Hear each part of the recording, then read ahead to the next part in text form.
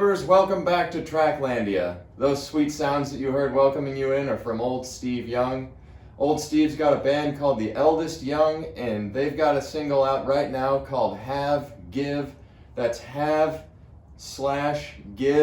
and it's available now on Spotify. Check it out.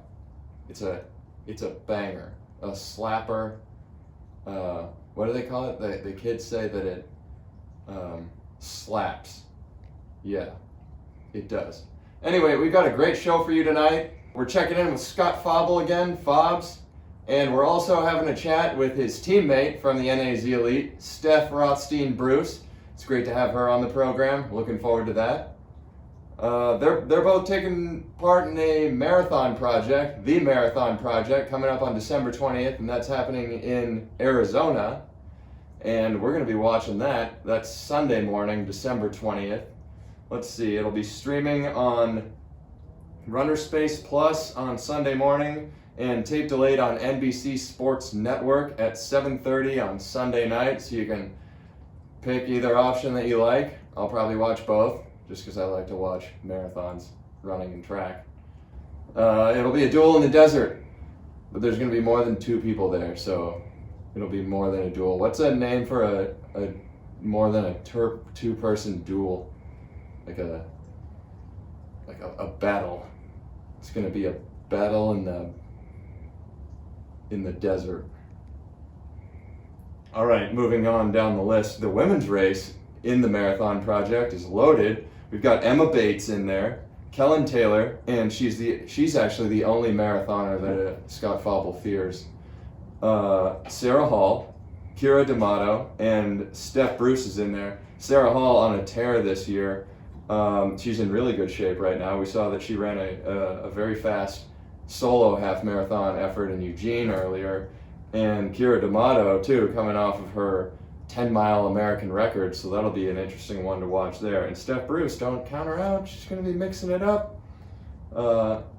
She's a fan favorite, that's for sure. We love her. The men's race, as I said, we've got Fobs in the race, Jared Ward, Fresno's finest, CJ Albertson. We've got Martin Hare, paging Dr. Hare, and the Canadian Goose, Cam Levins, will be joining them too in the marathon. Speaking of Levins, this lemon tree, ladies and gentlemen. This lemon tree, though, 2020 has been a tough year, ladies and gentlemen. This lemon tree, earlier this year, we thought it died. So we threw it out back behind the garage. It's a terrible thing to do, but that's what we did. And time passed, and later on in the summer, we were out doing whatever we do in the backyard, and we looked back behind the backyard or the garage, and we saw that it had sprouted some leaves. We had cast it off, and it was toiling in darkness behind the garage and in the heat without water, and it had done all that it could to sprout some leaves again. So we started watering it, and we recently brought it back into the garage here over the winter to protect it. And turns out that our cat Horace, who you know, he likes to use it as a litter box. So he's dropped a couple things off in there. And Horace actually... Here he comes. Well, there he is. We don't know what he's about to do right now. Horace, don't you dare. You stay away from that lemon tree, buddy.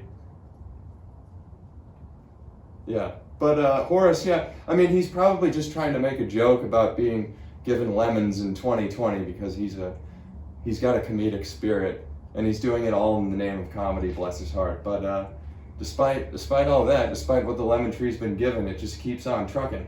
And you know who else keeps on trucking? Scott Fauble. So stick with us. We're going to be chatting with him on the face phone when we come back here. Don't go anywhere. Scott Fauble up next. Scott Fauble, welcome back to the program. Thank you for having me, Jeff. Let's do this thing. Yeah, let's do it. So we're checking in with you again, always with the hand signals. It's a visual medium, Jeff. It is. Yeah, we're not podcasting for those of you tuning in. We're checking in on you to see where you are in your training, getting ready for the Marathon Project. And, thank you for sending me your address the other day, by the way. No problem. Yeah. Yeah, I can't wait to get the Christmas card. Yeah, well, it's a holiday card. Sorry. I'm sorry. We're all encompassing. It's okay. Yeah. The solstice card. You're learning to be accepting of other cultures. I know. I'm proud to help you out on your journey. Thank you. I'm excited to welcome your holiday card into my home, and eventually it will come to rest on my refrigerator for multiple years. Nice. Well, let's dive back into the running side of things for a little bit at least. Yeah. You recently took a trip to the Mitten State. Yes. Home of the Michigan Wolverines, very close to my heart. Mm-hmm. How was that trip out there? You ran in the Iditarod. Wait, no, the Ekiden. No, there were no dogs involved. I would have welcomed them. They were more than happy to. I would have been more than happy to race with them. But unfortunately, in this case, the dogs were all on leash. They were all still good boys and girls, but they didn't get to participate in the race. So no Iditarod for us. Okay, maybe next time. But the Ekiden, I love that concept, and I think that that's awesome that they brought it to the States. I think it could really get legs here, and especially the team format. Americans love teams. They do. You ran the Ekiden there. Your team did very well. Yeah. And then you also, was it a week later, you ran a half marathon too? Yep. How was it to get out there? Well, you ran 62 minutes, close to your personal best. Was it a personal best? I tied my PB. You tied. Okay, good. Yeah. Good. So you're right there. You're in form. Yeah. How was it to stretch the legs again out there? It was good. I mean, the Ekiden was really fun. Kellen, I mean, our first three legs, Tyler Day, Rory Linkletter, and Lauren Paquette really, like, they got started off really well, but then Kellen got the sash and really opened it up. I think when she gave the sash to me, we had about a 70-second lead, and at that point I was really trying not to blow it. I felt pretty confident I wouldn't give up 70 seconds over 6K, but you never know. I mean, I was just mostly just afraid of Kellen's wrath if I did, so I was running a little scared there. Yeah. But no, I had a good respect for Kellen. Every time we talk, you talk about how much you admire her. I do, very much. It's like a mix of admiration and fear, I think. Yeah. Which is admiration, I guess, in its own way. But a lot of fear there. That's respect in my book right there. Yeah. There's a lot of fear in that relationship, just from my side. She doesn't even know she's been intimidating me, which is actually more intimidating. She knows your name, though, right? She calls me Jeff sometimes, but yeah, but no, more or less, she knows my name. Yeah. It's been 4 years, so I think one of these days she'll get it. Let's hope. The Ekiden was good. We got the win there. That was really fun. And then the next week had a really, really good race out at in the half marathon. Really happy with that one. It was the first time in a long time where I got into the race. I was able to be comfortable and really feel in control and get into kind of the last third of the race, the last couple miles, and try and think about how I'm going to win the thing instead of just trying to get to the line, which has kind of been my experience for a little while here. I made some moves. I felt like I gave myself a shot to win it. I was right there with 200 meters to go and ended up losing by about 3 seconds. So didn't quite have it, but I felt like I made all the moves. My body did what I told it to do. And that, like, those race instincts kind of got backed up by my physical abilities, as opposed to knowing what I need to be doing, knowing the moves I need to be covering, knowing the chances I need to be taking, and just not having it in my legs. So I was really encouraged by that. And then since then, we took a little bit of downtime and then just got straight into pretty heavy marathon training. Sure. That was a fun race to follow, that half marathon, because it looked like you were giving and taking some blows up there in the front, and it just looked like a good battle going on. Yeah, it was great. I mean, the guys we got to race against, Morgan Pearson, really, really tough. Frank Lara made a really gutsy move. And then my teammate Tyler Day kind of comes storming from behind. It was pretty hectic. It was fun. It kind of felt a lot like a cycling race where people were making moves from a long ways out. And we weren't really just like lining up behind people ready to kick, which is how a lot of these races end up going. But people were taking some chances. And, I was able to take a chance or two out there too. So I was really happy with that one. Were there lessons learned out in Michigan? what did you take away from those races, especially going into the marathon project on December 20th? Yeah, I mean, I took away a lot of confidence. Like, I think I've been stepping up to these starting lines, like not 100% confident that my body was going to do what I told it to do, and having a day where it really did in a lot of ways. Like, it answered every bell that it heard. That was huge for me. So I think it really gave us a lot of momentum as we started the trials, where I don't have to like be second guessing these like a little ache or a little pain that 2 years ago I would have completely ignored. And I want to get back to the point where I feel confident that my like glutes, hamstrings, hips, sacrum, like a little issue here and there isn't going to be like a derailment of a whole season. But that hasn't necessarily been the case. So that like confidence that my body's going to be there. Yeah, that was the biggest takeaway. So going into this marathon, the marathon project on December 20th, what's the feeling around that? When I think of Scott Fauble, you're a marathon guy, and the half marathon was great, but I mean, you want to get in there and you want to grind it out a little bit longer, about twice as long as that, I think. So yeah. What are you feeling like getting back to your bread and butter? I mean, I'm feeling confident. Like, we've had a really good build up so far. Like, it certainly hasn't been my sexiest build up. Like, there's not one or two workouts that I could really brag about. They've all been kind of solid, but it has been my most consistent. Like, I have basically hit everything, minus like a couple things where I was being probably a little overly cautious and didn't want to. I had like a little niggle that I didn't want to push. So other than that, I mean, that happened once, and other than that, I've kind of nailed everything. So no like A+, no home runs, but like a lot of stuff that it was just solid. Mm-hmm. And despite not being a sexy build up, as you've said, you have been making some sexy Instagram posts still. Well, thank you so much, Jeffrey. Yeah, I saw one that said that you are the storm coming back. Something. Yeah. Yeah. Coincidentally, that was a line from, I'm sure it was written by somebody previously, but it was a line from Mission Impossible 4 Fallout that I happened to be watching while I was doing rehab, and they said the line, and I thought it was really cool, so I wrote it on my phone. My semi-weekly or bi-weekly Instagram timetable sort of came up, and I just tossed it in there. So shout out to Tom Cruise and whoever wrote Mission Impossible Fallout and whoever wrote that line originally, because I assume it's somewhere in literature. Yeah, they're watching this right now. Yeah, definitely. A lot of crossover. Mission Impossible Fallout people, PDX track fans. Like, the Venn diagram is basically a circle. Well, Tom Cruise is watching this too. He's a big fan. So I've heard, yeah. Last question before I let you go. This has been a lot of fun, by the way. Yes, absolutely. Is Once Upon a Time in Hollywood Quentin Tarantino's best film?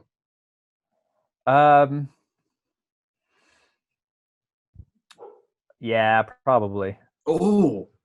The more times I've watched it, the higher up on the rankings it gets. Like, I was prepared for a long drawn out argument here. You must want to get off this thing now. I think it's like a 1A, 1B, 1C situation where it's like Once Upon a Time, Reservoir Dogs, Inglourious for me personally. I know a lot of people are going to take umbrage with the fact I didn't put Pulp in there. Pulp's great. It's like a 2, all right? It's 1, 2, 3, or 1A, 1B, 1C, 2. And it's really just whichever one's 1A is the one I've watched most recently. Sure. Yeah, I think that's kind of how it's going to work for probably forever. I mean, until I'm done watching Tarantino movies, which will be never. So, well, I think that that'll probably be the case. I mean, my opinion doesn't carry as much weight because I'm a dumber man with simpler pleasures than you. But I think that Quentin Tarantino is an artist, and he's got something in his mind that he's trying to evolve every time that he makes a movie, and he gets a little better at it each time. And there are some movies in there that don't necessarily fit that trajectory. Yeah. But he's one of those guys. Yeah, Hateful Eight. That's the one that immediately comes to mind. but he's one of those guys where you could see in the beginning, like, oh, he's doing some really unique stuff. But I could also see like what he's trying to do, and then he's not quite there yet. And then now it's like, oh yeah, he's in the groove, and he's got all those little subtleties that that he wanted to have in the beginning, or that he couldn't quite create yet. Yeah, well, I mean, I think if you watch Reservoir Dogs and Pulp, and he made one in between there, right? That wasn't his first. Jackie Brown? Was Jackie Brown in between? I'm not sure if that was in between or not. I mean, it's most noticeable in Reservoir Dogs, but if you read stuff that was written about that movie, particularly at the time, people were like, he's just ripping off all these other directors. Like, he's watched a bunch of French New Age films and was like, okay, I'm just going to take this from this one and this from this one. And people were really wondering whether or not he was a good director. And I think if you read criticisms from his most recent works, Django, Inglorious, Once Upon a Time, they're not like, you can take issue with his liberties and his, the most recent one, it was his not giving Margot Robbie as many roles. Those were sort of the criticisms, but nobody was saying that this guy was unoriginal. Yeah. Nobody would dare say that he was not, that he was ripping anybody off. At this point, he's got his own style, the Tarantino thing. He has his own style, his own pretty much genre, it seems like. That's Tarantino-esque. Yeah, and now it's other directors who are basically ripping off Tarantino, like Adam McKay in The Big Short, when he like cuts away and breaks the fourth wall. That's not that different than when he has like Samuel L. Jackson like speaking over a movie that really, in a way that really doesn't matter. Like they don't need exposition from Samuel L. Jackson in Inglorious, but Tarantino wanted to do it. And then McKay saw that and was like, oh yeah, what if I just put Margot Robbie in a bathtub, or put Anthony Bourdain behind a thing? And that's kind of the same stuff. So you see other people now doing to Tarantino what Tarantino did to others. Yeah. It's an ever evolving process. Yeah. Is there something that, bringing this full circle here back to yourself, because you're the topic of discussion this evening, is there a Faubel style, a way that you race that you want to come through, that just pierces the screen when people are watching it on their laptops? Yeah, I mean, I guess I hope that my style it's evident that like I'm fighting every single second I'm out there. Like I'm not phoning it in. Like I hope that's my style. I wish that I had like I wish there was a way to have more artistic flourishes, but I'm kind of bound by my aerobic capacity and muscular limits. So I mean, I hope that people can just tell that I'm trying as hard as I can for the entirety of the race. Yeah. Well, and I could tell that you aim to feast on the blood of the innocent. That's right. That's true. Yeah. Yeah, and to rain terror down on your enemies. I am a savage, as the kids would say. Savage. Yeah. Nice, brah.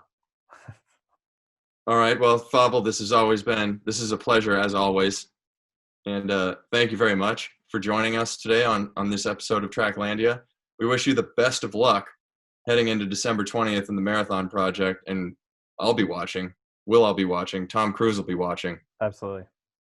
So we'll see you on the other side. Can't wait. Thanks for doing the call, Jeff. There you go.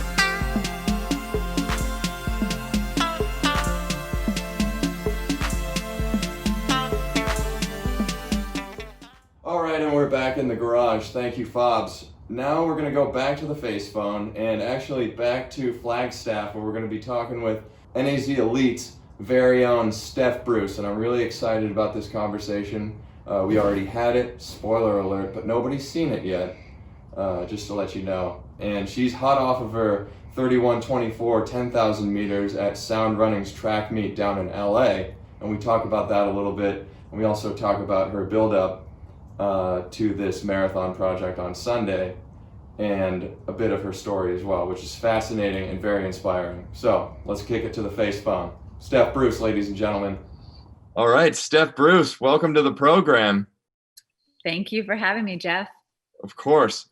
I'm a big admirer of yours, and even more so than being an admirer of your results, I'm a big admirer of the way that you connect with your fans and your approach in a lot of things. And I could see that through some of your posts on social media and Instagram. You're a pretty authentic force on there.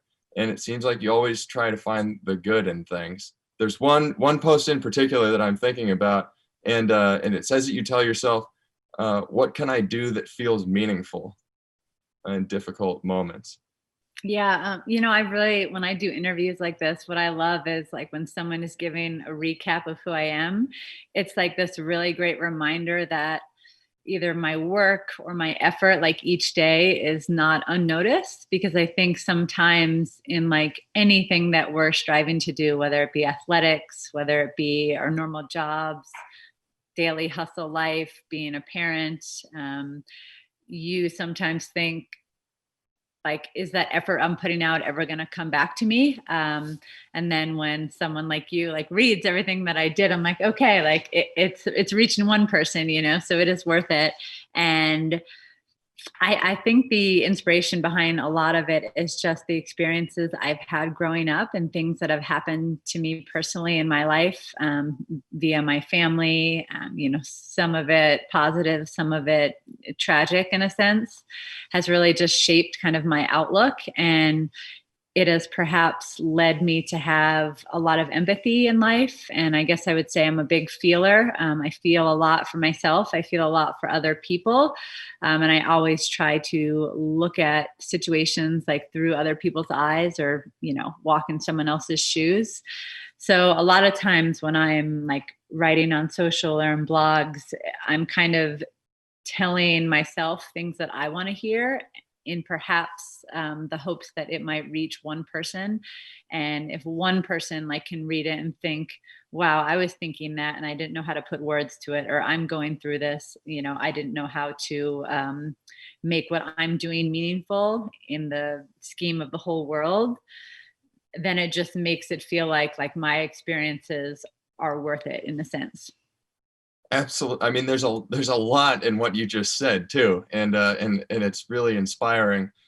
Thank you. Yeah, I mean, I've been doing it for a long time, and I think that sometimes is what holds people back. They'll either see someone else and think, oh, well, they have a voice or a platform because they've achieved A, B, and C, or, when they put something out, like it gets traction. But you forget, I started at one point with one follower. I started when I thought Instagram was not public. I remember I was trying on my wedding dress and I took photos and I posted it to Instagram, just thinking like this was my own filtering on my phone. And then one of my friends was like, do you know that is a picture of you in your wedding dress? And I'm like, what? That's public? Like I really just thought, yeah, it was pretty funny. So I took that down. But, this was when Instagram, I think, first started in whatever, or 2011 is kind of when I got on it. But Ben see that? What? Did Ben see that when it was up? He wasn't on Instagram for years later, so it's totally fine. Oh, good. Yeah, but I think it's just an example of like everyone is so afraid of starting something or putting something out there because like what if it falls on deaf ears? But everyone is waiting for like the perfect thing. But I think if you put something out that's imperfect, that's better than the nothing that you didn't put out. So that's kind of like what I've done with either my coaching business, my grit line, our adult running camps, Bruce Camp, pick your bars. Like you just have to take a step and in a sense, pull the trigger. Otherwise you'll never know if it's going to work out, instead of just waiting for like a big audience or waiting for people to just be like, oh yeah, because one fan or one customer is better than zero. You're the work that you're doing to inspire people based on your individual journey is really commendable. And I love that. Thank you. But yeah, let's go to your build up for this marathon project now, because you got a big race coming up on December 20th, and you've got to be feeling good running that 31:24 and the 10K recently. So how have things been going, and what are you looking forward to? I mean, I barely got under that standard. For anyone that knows, the Olympic standard was 31:25. And I think the joke amongst my team and my agent and coach and husband is like, I like to run races in very dramatic fashion, which I am not a drama filled person, if you know me. But for whatever reason, some track races that I've run, like a few years ago, I was trying to break 32 minutes and I ran 31:59 point something. And it was like, they were reading my splits and each one was like, okay, now you need this to break 32. And it just kept getting faster and faster. And then there's some, I forget what other standard or some other thing I just snuck under. But yeah, I always somehow like leave it to the last second. And it's not that I'm not trying. Like that race was very hard for me in California, and probably a combo of, we did that purely off marathon training. And I know when people like hear that, they're probably like, okay, but really. And I'm like, no, the only thing Kellen and I did was we did 30 times 400, probably like 6 weeks before. And we did that at 75s, which was goal race pace, but we did on the road. So not on the track. Mm-hmm. And we had 1 minute rest. So that was like to get race pace in our legs. And then about 10 days out, we did 12 times 800, cutting down from like 236 down to 228. So getting down to race pace only in the last couple. And that was really the only time we touched anything faster than like 520 pace. So it was a big shock to the system for sure. But it was also like, we've been training and kind of like these animals in a cage, and the racing is the fun part. So it was very exciting to go out there and, you know, be part of a special night for NAZ Elite, to have 3 women get the Olympic standard. Big performance by our teammate, Danny Shanahan, who PR'd by a minute, and Lauren Biquette, who we know, she's just getting used to the 10K and she'll get it. But she ran a PR this summer of 15:10. She recently joined our group. And then Kellen, of course, in my mind, had the fastest time out of American this year because she ran 31:07, but just because there was a male pacer, it didn't count. More of our sport just being weird with all the things, like all the asterisks. But yeah, it's so many weird rules. So many weird rules. Yeah.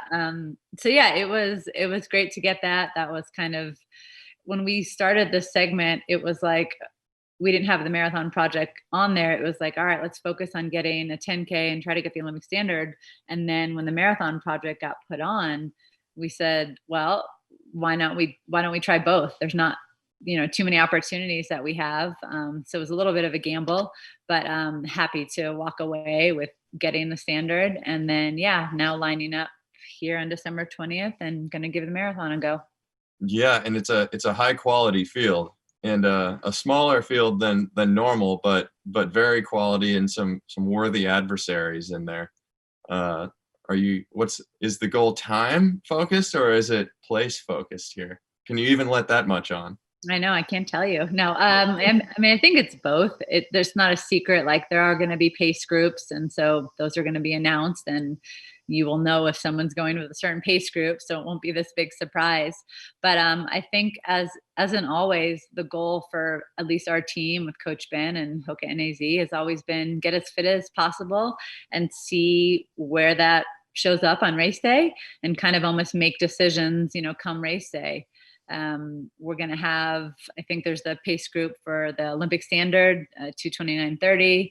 And then there's going to be a 2:24 group, and then possibly a much faster group going after some maybe sub 2:20 times. So I'm going to fall somewhere in the middle of that. And then just hopefully keep taking steps forward from that 2:27 PR and 6th place at the trials. Just try to keep getting a little bit better. Keep moving forward. Exactly.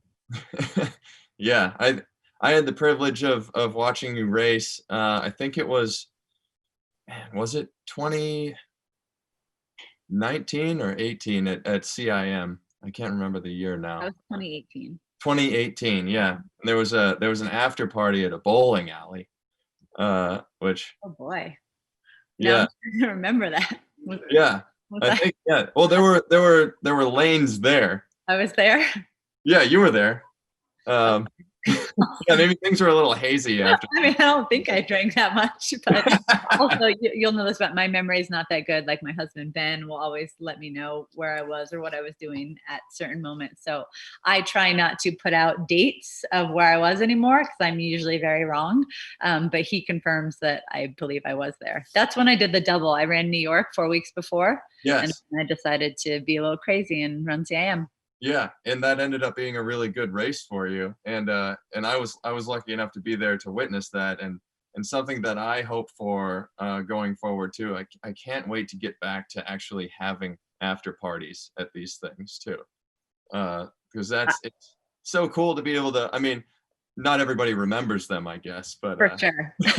I was thinking the other day, what I miss is being at the marathon weekend, like the majors and the energy of the city, being in a hotel, being in an elevator, and someone saying, "Oh, you're running the marathon? How far is this one?"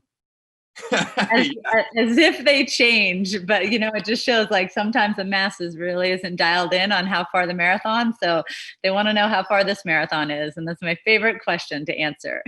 At least they're showing an interest, right? They are. Okay. Oh gosh. Oh yeah, I mean, yeah, I can't wait to get back to after parties and celebrating with everybody after these big efforts. Maybe not in a bowling alley. I mean, after a marathon, I feel like the last thing that you want to do is huck a heavy ball down the lanes. Yeah, I don't know why we had that or why that was happening, but the beer was flowing and times were good. And we'll get back to that. And I wish you the best of luck. I hope you close out 2020 in style. And I'll be back here in Portland rooting for you at the Marathon Project. So here's to some good results. Thank you. I so appreciate it. Yeah, thanks for joining us. Steph Bruce, everybody.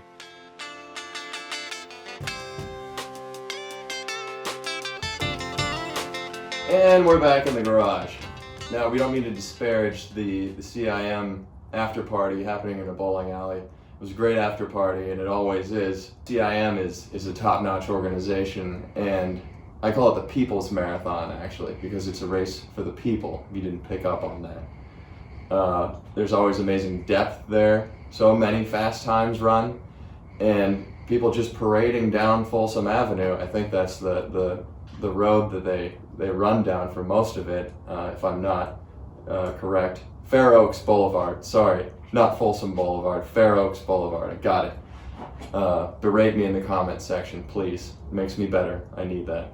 Yeah, put CIM on your list. Danielle Dominicelli, Scott Abbott, fine individuals, and they run a tight ship at the marathon, so you're gonna have a great time there. The last after party that I attended in 2019, actually, I'm lucky enough to help them out usually with the production of that event. We didn't have a race this year on 2020 for obvious reasons, but 2019, I was lucky enough to belly up to the bar with Jacob and Tommy Puzzi. Had a great time, had a few beers, and the party carried us into the athlete's suite on the top floor of the Sheraton, and as it usually does for the CIM after party, and we just kept swapping stories into the night, as you do. Everybody's on a high after an event like that. People are putting themselves out there, running as fast as they can, and giving their best efforts, and you just get a chance to celebrate with people after that, and you see the best in them. And we were hanging out, like I said, swapping stories and exchanging stories of our similar upbringings. We both, the three of us actually, grew up in rural towns that were pretty similar. They grew up in Hermiston, Oregon, which is out east of here, and I grew up in Lodi, California, which is a real place. The Lodi Mile in Lodi, California, it's a real thing. You should do that race too. But yeah, it was amazing getting a chance to sit down with them and become friends with them and stay in touch afterwards. Earlier this year, actually, we all learned that Tommy had come down with a rare lung disease and he went into a coma. And it was a shock to all of us to hear that. And it's just another thing that you hear in 2020, but it means obviously much more when it's a personal connection. It was amazing to see once again, the running community rally around Tommy and Jacob and their families, and hundreds of thousands of dollars were raised to help Tommy with his medical bills and get him back and help him through that fight. And that to me was one of the most touching parts of 2020, and something that I would like to remember this year by. Tommy is now awake, and he's fighting, and he's receiving chemotherapy, thanks to in large part thanks to a lot of us in the running community, but no doubt because of his fighting spirit, and he's fighting this thing in only a way that Tommy Ribs can do it, and we're all there with him, and we love him for it. What I take from that is just stay in touch with people as much as you can. You don't know exactly what everybody's going through in this time, but you can reach out to people, and just reach out to anybody you can in this holiday season. Send them a note, let them know that you care. If you have the means, send them a gift card from a local business. For me, it's Laurelhurst Market and Pal's Books. So if you want to send them, then let me know, and I'll send you my address, and we'll exchange pleasantries. But yeah, that's it. That's let people know that you care, and people can go a long way with something like that, I think. Yeah, when people have the love and support of others, they can push much harder than they think that they can, and like this lemon tree here, they can take a lot more crap than they think they can too.